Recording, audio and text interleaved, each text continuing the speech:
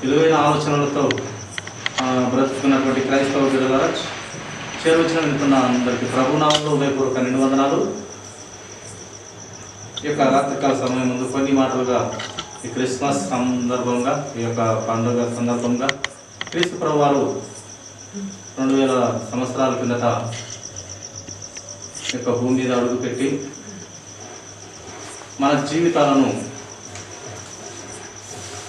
చక్కనైన అమూల్యమైన ఆయన నోటి మాటల ద్వారా, ఆయన ప్రతి నడవడిక, ఆయన క్రియల ద్వారా మనకు చక్కని బ్రతుకు ఇవ్వడానికి మాదిరి పెట్టినారు. తండ్రి అయిన దేవుడు ఆ ముద్దు కుమారుని ఈ లోకానికి పంపించి మనకు గొప్ప పండుగ ఇచ్చినాడు. స్తోత్రాలు మనము స్తుతులు చెల్లించుకునే పిల్లలుగా ఉండాలి.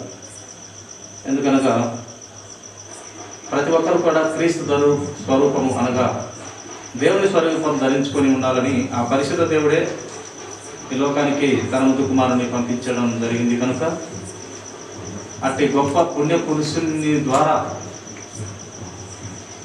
మనకు ఆ నిత్య జీవంలో అడుగుపెట్టుటకు ఆయనే మార్గము సత్యం జీవమై ఉన్న దేవుణ్ణి తెలుసుకొని ఆయన సత్యంలో బ్రతికితే మన జీవితాలు సుఖవంతంగా అక్కడ పరలోక పట్టణంలో ఆ పరిశుద్ధులు నివసించే పట్టణంలో మనము అక్కడ యథార్థవంతులుగా, నీతిమంతులుగా, నిందారహితులుగా లేని ఆ యొక్క ఆయన ఎదుట ఉండాలని కోరినటువంటి గొప్ప దేవునికి మనము ఆయన విలువైన మాటలు కొన్ని ధ్యానించుకొని మనము ఆయన వచ్చిన పనిని బట్టి, ఆయన వచ్చి మనకు ఏ గొప్ప కార్యాలు చేసినాడని బట్టి కొన్ని మాటలు మనం ధ్యానించుకుందామండి. యెషయా గ్రంథము 7వ అధ్యాయము 14 వచనం మరొకసారి చదివినట్లయితే మంచిది. కాబట్టి ప్రభువు తానే ఒక సూచన మీకు చూపును, ఆలకించుడి, కన్యక గర్భవతి అయి కుమారుని కని అతనికి ఇమ్మానుయేలు పేరు పెట్టును. తానే సర్వ సృష్టిని కలుగజేసినటువంటి తానే ఆ ప్రభువే ఒక సూచన మీకు చూపును, ఆలకించుడి, కన్యక గర్భవతి అయి కుమారుని కని అతనికి ఇమ్మానుయేలు పేరు పెట్టును. కన్యక, ఏ పురుషుని ఎరుగునటువంటి కన్యక కుమారుని కని పరిశుద్ధాత్ముని ద్వారా కుమారుని కని అతనికి ఇమ్మానుయేలు అని పేరు పెట్టుదురు అని ఇక్కడ లేఖనము ఇంచుమించుగా క్రీస్తు పూర్వం 747-49 ప్రాంతాల్లో దేవుడు ప్రవచనంగా ఇచ్చిన దాన్ని దేవుడు ముందుగానే చెప్పినటువంటి దానిని మళ్ళీ దేవుడు నెరవేరుస్తూ ఆ యేసుక్రీస్తు ప్రభు వారిని పుట్టించడం జరిగింది. చూడండి, అలాగే ఈ యొక్క కొన్ని ప్రవచనాలుగా మనం చదువుకుందాము. అదే యెషయా గ్రంథము 9వ అధ్యాయము 6వ వచనం కూడా మనం చదువుకుందాము. ఏలయనగా మనకు శిశువు పుట్టెను, మనకు కుమారుడు అనుగ్రహింపబడెను, ఆయన భుజముల మీద రాజ్యభారముండును. ఆశ్చర్యకరుడు, ఆలోచనకర్త, బలవంతుడైన దేవుడు, నిత్యుడగు తండ్రి, సమాధానకర్త, అధిపతి అని ఆయనకు పేరు పెట్టబడును. ఇన్ని పేర్లు ఉన్నాయి. ఇంచుమించుగా ఆశ్చర్యకరుడు, ఆలోచనకర్త, బలవంతుడైన దేవుడు, నిత్యుడగు తండ్రి, సమాధానకర్త, అధిపతి, సమాధానకర్తయగు అధిపతి అని 5 పేర్లుగా మనకు ఇక్కడ కనపడుతూ ఉన్నాయి. ఇన్ని గొప్ప కార్యాలు ఆయన ద్వారా మన పరమతాన్ని చేయించబోతూ ఉన్నాడు.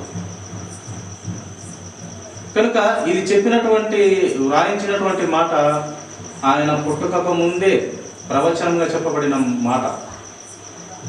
చాలా సంవత్సరాలుగా ముందుగానే, క్రీస్తు పూర్వం ముందుగానే చెప్పబడినటువంటి మాట. ఆయన మొదటి 4వ శతాబ్దంలో ఆయన పుట్టి మనలను, పాపములో ఉన్నటువంటి మనలను పాపం లేకుండా తీసివేసి యథార్థంగా పవిత్రులుగా, నిందారహితులుగా లేకుండా బ్రతకాలని ఆయన పాపాన్ని తీసివేసి ఆయనలాగా బ్రతకడానికి ఆయన మనకు మాదిరి పెట్టాడు. మన కోసం ప్రాణం పెట్టాడు. దేవుని కుమారుడు వెనుక తిరిగి లేచాడు. తిరిగి లేచిన దేవుడు మనకు 40 దినాలతో ఉంటూ ఆయన ఇంకా బుద్ధి జ్ఞానం నేర్పించి ఆయన వెళ్ళి మళ్ళీ పరిశుద్ధాత్మ దేవుని పంపించినాడు. మళ్ళీ నేను వస్తాను, అంతవరకు పరిశుద్ధ ఆత్మ దేవుని ద్వారా పూర్ణులుగా నింపబడి మీరు యథార్థంగా నీతిగా బ్రతికినట్లయితే మళ్ళీ నేను వచ్చే సమయం మిమ్మల్ని వచ్చి తీసుకొని పోతానని చెప్పినటువంటి దేవుని మాటలు విని మనము భక్తిగా ఆయన మాటల ప్రకారము ఆయన వాక్యాన్ని ప్రేమించి లోబడి బ్రతికినట్లయితే ఆయన వచ్చే సమయానికి మనము ఆయనతో కూడా వెళ్తాం ప్రియులారా. చూడండి మరొక మాట చూడండి, లూకా సువార్త 2వ అధ్యాయం 11వ వచనం కూడా మనం చదువుకున్నాము. లూకా సువార్త 2వ అధ్యాయము 11వ వచనము, దావీదు పట్టణమందు నేడు రక్షకుడు మీ కొరకు పుట్టి ఉన్నాడు, ఈయన ప్రభువైన క్రీస్తు, దానికి ఇదే మీకు ఆనవాలు, ఒక శిశువు పొత్తిగుడ్డలతో చుట్టబడి ఒక తొట్టిలో పండుకొని ఉండుట మీరు చూచెదరని వారితో చెప్పాను. ఇక్కడ గొర్రెల వారితో ఆ యొక్క దూత చెప్పినట్టుగా మనము చూస్తాం ప్రియుల. నేడు దావీదు పట్టణంలో లోక రక్షకుడు పుట్టి ఉన్నాడనే వార్త యొక్క దూత ద్వారా చెప్పబడటం ద్వారా వారు వచ్చి వారిని ఆ యొక్క క్రీస్తు ప్రభు వారిని చూసి వారు మొక్కి ఆరాధించినట్టుగా మనం చూస్తాం. ఇది కూడా లేఖనము. ఆ దావీదు పట్టణంలో ఆ యొక్క బెత్లెహేములో పుట్టులాగున దేవుడు ప్రణాళికలు ఉన్నారు కనుక ఆ ప్రణాళిక నెరవేర్చిన దేవుడుగా ఆ యొక్క ప్రపంచము నడి ఒడ్డులో అనగా ఆ యొక్క ప్రపంచం మొత్తంలో సెంటర్లో ఆయన పుట్టినట్టుగా నలుదిక్కులకు ఆయన మంచి సువార్త, ఆరోగ్యకరమైన సువార్త వెదజలకు ఆ సెంటర్లో ఆయన పుట్టినట్టుగా మనము లేఖనంలో చూస్తూ ఉన్నాం ప్రియుల. చూడండి ఇంకా ఆయన పుట్టుక ఏ స్థలంలో పుట్టినాడు అనేది కూడా మనము లేఖనంలో చూస్తాము. మీకా గ్రంథము 5వ అధ్యాయము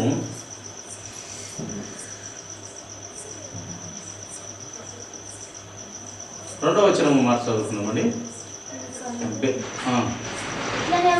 బెత్లెహేము ఎఫ్రాతా యూదావారి కుటుంబంలో నీవు స్వల్ప గ్రామమైనను నా కొరకు ఇశ్రాయేలును ఏలబోవాడు నీలో నుండి వచ్చును, పురాతన కాలం మొదలుకొని శాశ్వత కాలం వరకు ఆయన ప్రత్యక్షమవుతున్నాను. ఆయన పుట్టక ముందే పురాతన కాలము, యేసుక్రీస్తు ప్రభు వారు పుట్టక ముందే ఆయన ఉన్నటువంటి వాడు. పురాతన కాలం నుండి ఆయన ఇప్పటి వరకు శాశ్వత కాలం వరకు ఇంకా ముందు జరగబో కాలం వరకు కూడా ఆయన ప్రత్యక్షమవుతూ కనపడుతూ వినపడుతూ ఆయన భక్తులకు ఆయన ప్రత్యక్షత కనపరుచుకుంటూ ఉన్నారంట ప్రియుల. కనుక అది చిన్న స్వల్పమైన గ్రామం అయినప్పటికీ ఆ యొక్క గ్రామంలో యేసుక్రీస్తు ప్రభు వారు పుట్టాలని లేఖనం ముందుగానే ప్రవచించింది. అందుకే నతనేలు అంటాడు. ఆ యొక్క గ్రామంలో నజరేత్ అనే గ్రామంలో మంచిది ఏదైనా వచ్చునా అంటాడు. అంటే అక్కడ ఉన్నటువంటి ప్రాంతం అంతా కూడా పాపపు స్వభావము, పాపపు ఆలోచనలో ఉన్నటువంటి మనుషులుగా మనము చూడవచ్చు. అక్కడ ఏదైనా మంచిది వచ్చునా అంటే అక్కడ ఉన్నదంతా కూడా చెడ్డదని మనకు అర్థమవుతుంది. అక్కడ ఏదైనా మంచిది వచ్చేదానికి అవకాశమే లేదు. ఎందుకంటే అక్కడ బ్రతుకుతున్నటువంటి వారంతా కూడా చెడ్డవారి అనే కింద మనకు అర్థమవుతుంది. అక్కడ ఏదైనా మంచిది వస్తుందనే ఆలోచన లేనట్టుగా వాక్యం మనకు తెలియదు. కానీ అక్కడ వచ్చి చూడు, సృష్టికర్త అక్కడ పుట్టి ఉన్నాడు, మెస్సేయ అక్కడ వచ్చినాడు. వచ్చి చూడు అన్నప్పుడు ఆయన వచ్చి చూసినప్పుడు చూస్తే ఆ సృష్టికర్త అయిన దేవుడు నీవు ఆ ఒలివ చెట్టుకున్నప్పుడే నేను చూచానని ఆయనను విభ్రాంతికి గురి చేస్తాడు దేవుడు. కనుక ప్రియ దేవుని సంగమా, ఆయన పుట్టిన ప్రాంతము చిన్నదే, ఆ ప్రాంతం కూడా చెడిపోయినటువంటి ప్రాంతంగా కూడా మనకు వివరిస్తుంది. ఆ సృష్టికర్త ఎప్పుడైతే పుట్టినాడో అక్కడ మంచి వాతావరణము ఆ దేవుడు కలుగజేసినాడు. అనగా ఆ రక్షణకు కారణమైన ఆ యొక్క ప్రేమామయుడు పుట్టినాడు, ఆ దయామయుడు అక్కడ పుట్టినాడు.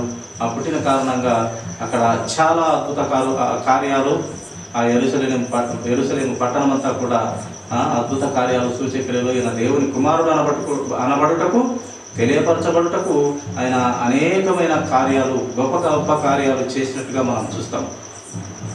ఎందుకు ఈ గొప్ప కార్యాలంటే ఆయన నిజమైన దేవుని కుమారుడే అని తెలియపరచబడుటకు గొప్ప కార్యాలు అక్కడ చేయిస్తూ వచ్చినాడు దేవుడు.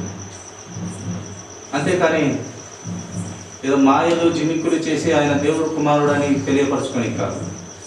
ఈ మాయలు జిమిక్కులు, ఈ మంత్రగాళ్ళు వీళ్ళు చేయలేని కూడా ఆయన చేసే దేవుడు. అంటే మరణమైన వారిని కూడా లేచి చూపించినటువంటి దేవుడుగా మనకు కనపడతారు. ఏ మంత్రగాళ్ళు ఎవరిని కూడా చనిపోయిన వారిని ఎవరు లేపలేరు, అలా చనిపోయిన వారు లేవలేరు కూడా. కానీ యేసుక్రీస్తు ప్రభువు వారు లేపాడు.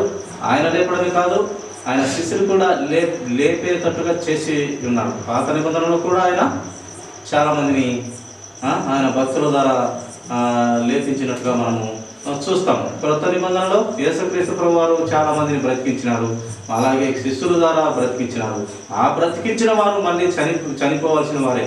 కానీ ఒక యేసుక్రీస్తు ప్రభువు వారే చనిపోయి తిరిగి లేచినటువంటి వాడు.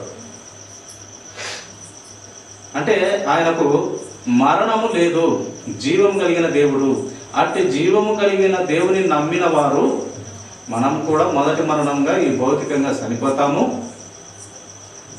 చనిపోయిన తర్వాత యేసుక్రీస్తు ప్రభువు వారు చనిపోయి తిరిగి ఎలాగ లేచి జీవం కలిగిన దేవుడుగా ఆయన మళ్ళీ 40 దినాలు కనపరిచి మనకు బుద్ధి జ్ఞానం నేర్పించి ఆయన వెళ్ళాడు. అదే మాదిరి మనమల్లో కూడా చనిపోయిన తర్వాత, ఈ శరీరాలు చనిపోయిన తర్వాత విశ్రాంతిలోకి వెళ్తాయి. అలాగే ఈ యొక్క శరీరాలు దాచబడతాయి, అనగా గూడ్చి పెట్టబడతాము, పాతి పెట్టబడతాము. ఈ పాతి పెట్టబడిన, గూడ్చి పెట్టబడిన, విశ్రాంతిలో ఉన్న ఈ యొక్క సమాధులు తెరవబడునని ఆయన లేఖనము విన్నట్టుగా దేవుని కుమారుడు మళ్ళీ తిరిగి రెండవ రాకడగా వచ్చేటప్పుడు మనల్ని లేపుతాడనే విశ్వాసం ప్రతి ఒక్కరిలో ఉన్నాడు. ఎందుకు ఈ విశ్వాసం అంటే ఆల్రెడీ మనల్ని కన్నటువంటి తండ్రి అనగా యేసుక్రీస్తు ప్రభువారు పొందుకొని పుట్టినటువంటి యేసుక్రీస్తు ప్రభువారు ఒక పల్లెటూరిలో, ఆ పల్లెటూరులో కూడా అనీతిమంతులుగా బ్రతుకున్నటువంటి ఆ పట్టణంలో పుట్టాడు. అక్కడ వారి జీవితాలందరి కూడా ఈయన బోధ ద్వారా మరి ఆలోచన విధానాన్ని మార్చాడు. అనగా సత్యంలోకి తెలియపరచబడులాగున ఆయన జీవించాడు, ఆయన అలా కనపడ్డాడు. ఈయన ద్వారా మనకు ఆశీర్వాదాలు వస్తాయి, లేక ఆయన మనకు ఏమి ఈ లోకానికి వచ్చి ఇస్తూ ఉన్నాడు అనేది మనం ధ్యానించినట్లయితే చూడండి ప్రియులారా, మనము చూస్తాము. లూకాసు వార్త 7వ అధ్యాయము 47వ వచనంలో మనము మొత్తం రెఫరెన్స్లన్నీ చూసుకుంటూ పోతే సమయం కాదు కనుక మామూలుగా చెప్పుకుంటూ వెళ్తున్నాను. లూకాసు వార్త 47:47లో పాప క్షమాపణ నిమిత్తం ఆయన మనకు గొప్ప ఆశీర్వాదం. ఇది పాపాన్ని తీసివేసే దేవుడుగా ఆయన గొప్ప ఆశీర్వాదం మనకి ఇచ్చుటకు ఈ లోకంలోకి ఆయన పుట్టాడు. అలాగే లూకాసు వార్త 10:39లో ఆయన మనము ప్రార్థన చేస్తే దానికి జవాబు ఇచ్చే దేవుడుగా మనకు గొప్ప ఆదరణకర్త, మన గొప్ప తండ్రి ఈ లోకంలో పుట్టినాడు. అలాగే ఆయన చూడండి, యోహాను వార్త 11:32వ వచనంలో ఆయన దుఃఖం నుంచి తప్పించేదానికి ఆయన నివారణగా కూడా ఈ లోకానికి వచ్చినాడు. ఆయన బ్రతుకు కాలంలో ఆయన ఆ కాలంలో బ్రతికిన కాలంలో ఎంతోమంది చనిపోయిన వారి కుటుంబాలలోకి పోయి ఆ దుఃఖాన్ని తీసివేసి బ్రతికించి ఆ కుటుంబాలను సంతోషపరిచినట్టుగా మనము గ్రంథంలో చూస్తాం. ఇది ఈ లోక సంబంధమైన దుఃఖము, మరణాలను, ఆ దుఃఖాన్ని తీసివేశాడు. ఆ మరణము తీసివేసి వారిని కుటుంబాన్ని సంతోషపెట్టి దుఃఖమును తీసివేసిన దేవుడుగా మనం చూస్తాము. ఆయన ఈ లోకంలో దుఃఖమే కాదు, ఈ లోకం మరణమే తీసివేయడమే కాదు, ఆ యొక్క పరలోక రాజ్యంలో కూడా మరణమైన మనల్ని మహిమ శరీరాల నుంచి ఆయన సన్నిధిలో పెట్టుకోవాలనే గొప్ప ప్రణాళికలు ఉన్నాడు. ఆయన రెండవ రాకడగా ఆ ప్రణాళిక నెరవేర్చబోతున్నాడు పిల్లలు. అలాగే ఆయన ఈ లోకానికి ఎందుకు నిమిత్తం వచ్చినాడు అంటే చూడండి, లూకాసు వార్త 10వ అధ్యాయము 39వ వచనంలో ఏమని రాయబడుతూ వచ్చిందంటే ఆయన మంచి బోధ సుబోధ ఆనందకరమైన బోధ మనకు ప్రకటించుటకు ఈ లోకానికి వచ్చినాడు. మనం నీతివంతులుగా, యథార్థవంతులుగా, పరిశుద్ధులుగా చేయడానికి సృష్టికర్త ఈ లోకానికి వచ్చినాడు పిల్లలు. మన పాపపు స్వభావాన్ని తీసివేయడానికి ఆయన ఈ లోకానికి మనకు వచ్చినాడు.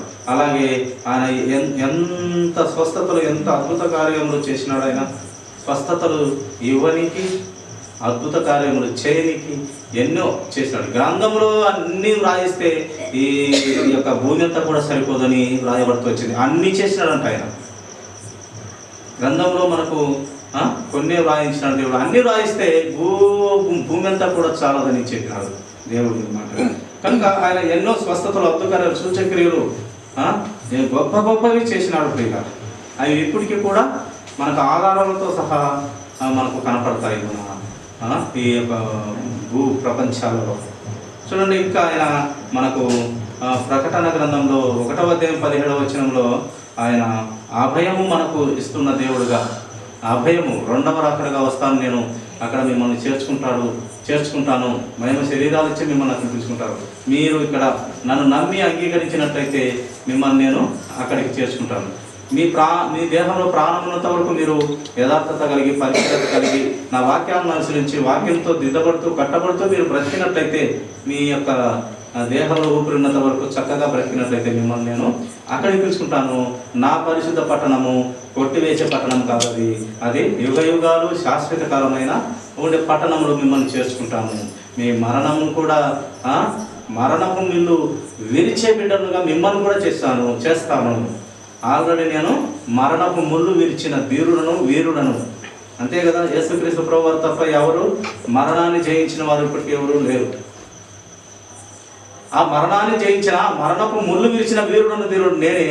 మిమ్మల్ని కూడా నా బిడ్డను అనబడే, నా రక్తంలో కడగబడిన, నా ఆలోచన విధానంలోకి వచ్చిన మిమ్మల్ని కూడా నేను ఎలాగా మరణపు ముళ్ళు విరిచి వీరుడై ఉన్నానో, దేవుడునై ఉన్నానో, మిమ్మల్ని కూడా అలాంటి వారిగా నా మాదిరిగా చేస్తాను. ఆ మరణపు ముళ్ళు మీ చేత కూడా విరిపించేస్తాను. మీకు 2వ మరణంలో పాల్గొంపులు లేకుండా మొదటి మరణంతోనే మీరు విజయం పొందుతారు, తిరిగి లేస్తారు. లేచిన మహిమ శరీరాలతో లేచిన మీరు నా దగ్గర ఉంటారు అని ఈ యొక్క గొప్ప అభయము మనకు ఇచ్చినట్టుగా దేవుడు మనం గ్రంథంలో చూస్తాం ప్రియుగా. అలాగే మనము దేవుని చక్కని ఆరాధన చేసే బిడ్డలంగా లూకా సువార్త 17వ అధ్యాయము 16వ వచనంలో మనం చక్కని ఆరాధన చేసే బిడ్డలంగా ఈ లోకంలో ఉండాలని, అటు గొప్ప బోధ, అటు ఆరోగ్యకరమైన బోధ, అలాంటి సుబోధ దేవుడు చేసినట్టుగా మనము గ్రంథంలో చూస్తాం. ఒకసారి యేసుక్రీస్తు ప్రభువారు 10 మందిని స్వస్థత పరుస్తారు. 10 మంది స్వస్థత పరిచినప్పుడు ఆయన వారిలో 10 మందిలో ఒక్కడు మాత్రం వచ్చి, ప్రభువా ఈ స్వస్థత నాకు ఇచ్చినందుకు నీకు కృతజ్ఞతలు, ఈ స్వస్థత నాకు ఇచ్చినందుకు కృతజ్ఞతలు ప్రభువా, మీరు గొప్పవారు, దేవుని కుమారుడు అని చెప్పినప్పుడు క్రీస్తు సంతోషపడి, సరే నేను ఎంతమందిని స్వస్థత ఆయన చాలామందిని చేసినాడు, ఆ సమయంలో 10 మందిని చేసినప్పుడు ఒక్కరు మాత్రం తిరిగి వచ్చి కృతజ్ఞత చెప్పి ఆయన పాపం ఒప్పుకున్నట్టుగా, లేక దేవుని కుమారుడు అని చెప్పినట్టుగా, ఆయనను మహిమపరిచినట్టుగా ఒక్కరు మాత్రం వచ్చినారు కానీ మిగతా 9 మంది వెళ్ళిపోయారు, స్వస్థతలు పొందుకొని వెళ్ళిపోయినారు. ఎక్కడ ఆ 9 మంది ఒక్కరు మాత్రమే వచ్చారంటే వాళ్ళు స్వస్థతలకు మాత్రమే వచ్చేవారు. ఇప్పుడు మనం కూడా చూస్తున్నాం, కృతజ్ఞత చూపే వాళ్ళు తక్కువే. ప్రభువుని నిజంగా ఎరిగి ప్రార్థనలో కానీ, విశ్వాసంలో కానీ, ఆయన పరలోక పట్టణం ఉందని కానీ నమ్మడం కానీ, లేక చనిపోయిన తర్వాత మళ్ళీ మనం లేస్తామని కానీ, మహిమ శరీరాలు వస్తాయని కానీ, ఆ పరలోక రాజ్యము ఉందని కానీ, ఇవన్నీ నమ్మకపోతే అసలు విశ్వాసమే కాదు, అసలు క్రైస్తవ బిడ్డే కాదు. ఇవన్నీ ప్రతి వాక్యము, గ్రంథంలో వ్రాయబడిన ప్రతి వాక్యము నమ్మిన వాడే విశ్వాసి క్రైస్తవుడు. క్రైస్తవుడు అనగా క్రీస్తు బిడ్డ. కనుక ప్రతి వాక్యాన్ని మనము నమ్మే బిడ్డలంగా ఉండాలి. వాక్యాన్ని నమ్మాలి, ప్రేమించాలి. ఆ నమ్మిన వాక్యాన్ని హృదయంలో ఉంచుకున్న వాక్య ప్రకారం మన బ్రతుకు ఉండాలని వాక్యం మనకు వివరిస్తూ ఉంది ప్రియుల. కనుక ఈ 9 మంది వెళ్ళిపోయారు, స్వస్థతలు తీసుకున్నారు, వెళ్ళిపోయినారు. ఒక్కడు మాత్రము కృతజ్ఞత కలిగి దేవునికి వచ్చి ఆయన మహిమపరిచి, నీవు దేవుని కుమారుడివే, నాకు స్వస్థత కలిగిందయ్యా ఆయన అని కృతజ్ఞత తెలిపినాడు. దేవునికి వచ్చి థ్యాంక్స్ చెప్పినాడు, ఆనందపడ్డాడు. దేవుడు ఒక్కరి విషయంలో ఆనందపడ్డాడు, మిగతా 9 మంది విషయంలో ఆయన అడిగినట్టుగా శిష్యులను మనం లేఖనంలో చూస్తాం. ఈ కాలం మనం కూడా చూస్తూ ఉన్నాము. ఎక్కడ వాక్యము ప్రతి పల్లెలో వినిపిస్తుంది. ప్రతి ఊరిలో ప్రతి పల్లెలో మందిరాలు ఉన్నాయి, చర్చిలు ఉన్నాయి, దేవుని సేవకులు ఉన్నారు, వినిపిస్తూనే ఉంది. కానీ ఈ ప్రజల్లో ఎక్కడ స్వస్థతలు జరుగుతాయనేది పరుగులు తీసి అక్కడికి వెళ్తూ ఉంటారు.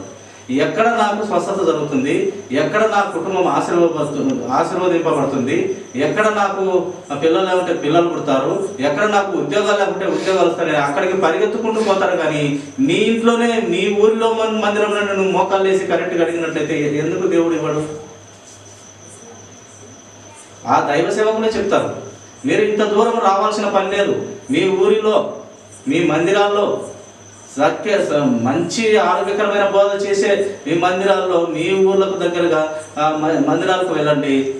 ఇంత దూరం రావాల్సిన పని లేదని వాళ్ళు చెప్పినా కూడా పరిగెత్తు ఉంటారంటే వీరికి స్వస్థతలు కావాలి. స్వస్థత అయిన తక్షణమే వీళ్ళు మళ్ళీ ఇది 9 మంది విడిచిపెట్టేసినట్టుగా వెళ్ళిపోతారు. వీళ్ళకి కావాల్సింది స్వస్థతలు, ఆరోగ్యము, ఆస్తులు, అంతస్తులు, ఉద్యోగాలు, ఇవి కావాలి వీరికి. ఇవి వస్తే దేవుడిని విడిచిపెట్టేస్తారు. నిజమైన దేవుని బిడ్డగా బ్రతకడం అంటే ప్రియులారా, ఆయన రక్షణలో ఉండి ఆయన రక్షణ పొందుకొని మనం చనిపోవడం అంతే. దానికి మించిన రక్షణకు మించిన ఆస్తి లేదు అని బైబిల్ గ్రంథమే మనకు తెలియపరుస్తున్నది. వెండి బంగారముల కంటే మంచి పేరు విన్నా, అలాగే యేసుక్రీస్తు ప్రభు వారి రక్షణ విన్నా. ఆ సమయంలో అంట ఎదుగో ప్రభు నేను ఇంత బంగారం ఇస్తా, ఎప్పుడు ప్రభువులు అక్కడ వచ్చే సమయానికి ప్రభా ఇదిగో ఇన్ని కేజీ నేను బంగారం ఇచ్చాను, నాకు రక్షణ అంటే ఆ సమయంలో దొరుకుతుంట. ఇదిగో ఇంత వెండి ఇస్తాను, నాకు రక్షణ ఇవ్వు ప్రభా. రక్షణ అనగా ప్రభు దగ్గర ఉండడము, పాపం లేకుండా బ్రతకడం, ఆయన రక్తంలో కడగబడము, కడగబడిన తర్వాత పాపంలో లేకుండా బ్రతకడం, అది రక్షణ.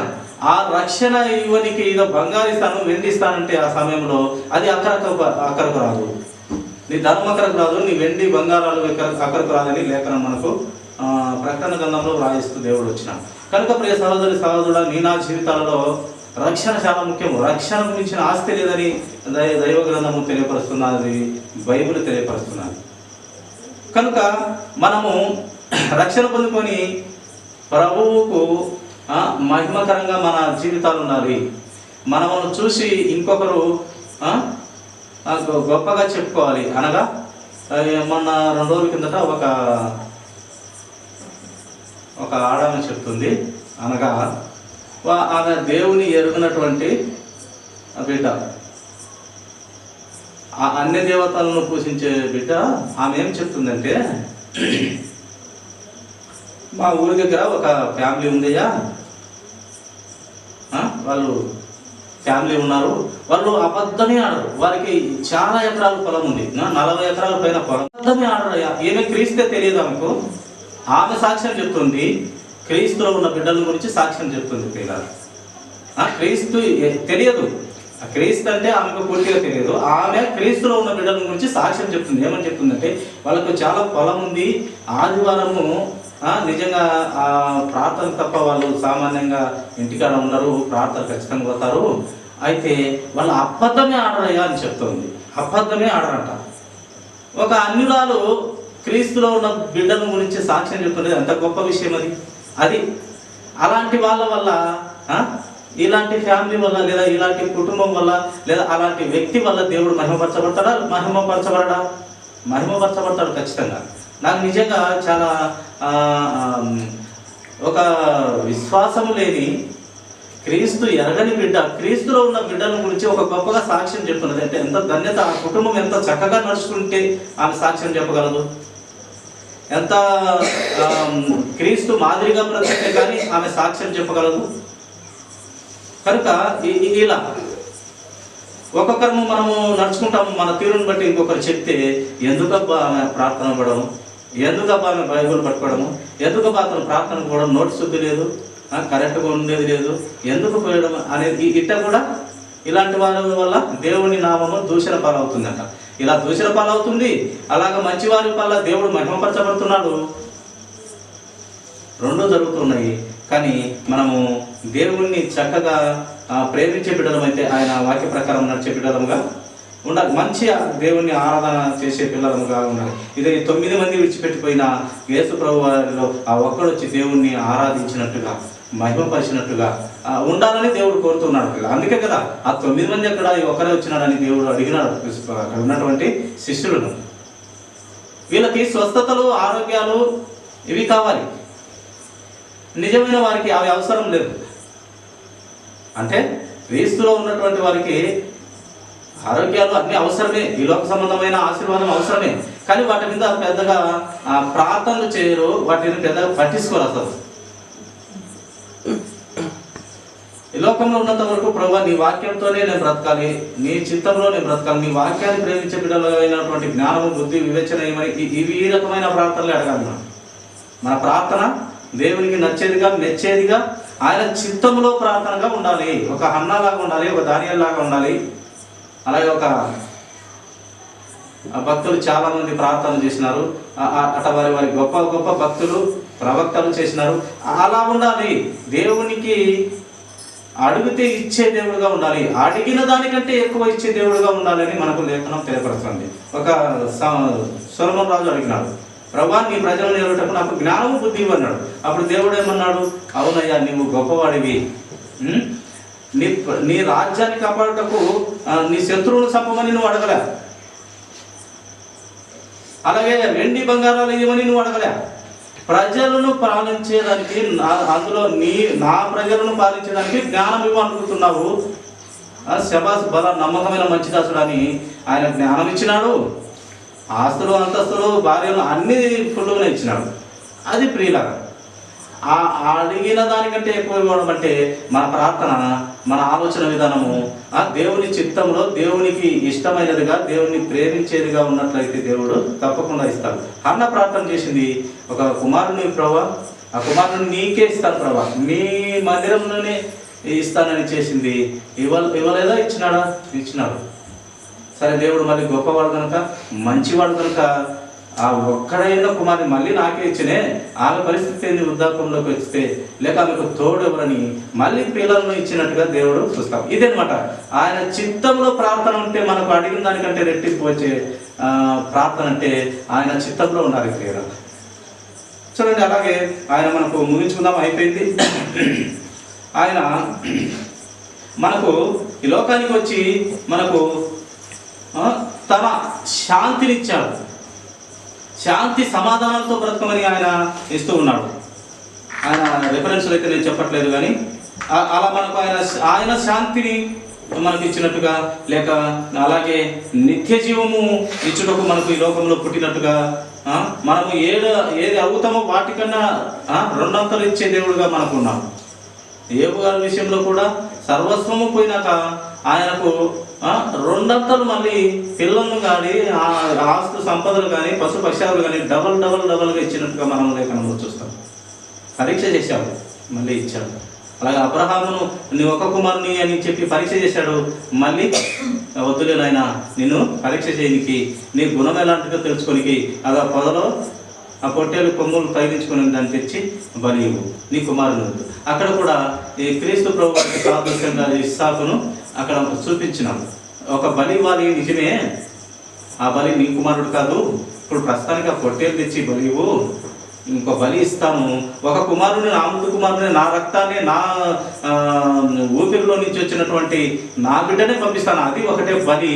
ఆ బలితో ప్రపంచాన్ని అంతని, ఆ బలితో ప్రపంచంలో ఉన్న ప్రతి మనిషిని నా వైపు తిప్పుకోవాలనే ప్రణాళికలో ఉన్నాను. ప్రస్తుతానికైతే ఆ పొట్టేలు నీవు నీ కుమారుని పెట్టుకో, నీకు ఇచ్చిన ఆశీర్వాదము, నిన్ను ఆకాశంలో నక్షత్రం వలె నీ సంతానాన్ని అభివృద్ధి చేస్తాను, సముద్రంలో ఇసుకరేణుల వలె నీ సంతానాన్ని అభివృద్ధి చేస్తానన్న మాట నెరవేరుస్తానని మళ్ళీ పరీక్ష పెడతాడనమాట.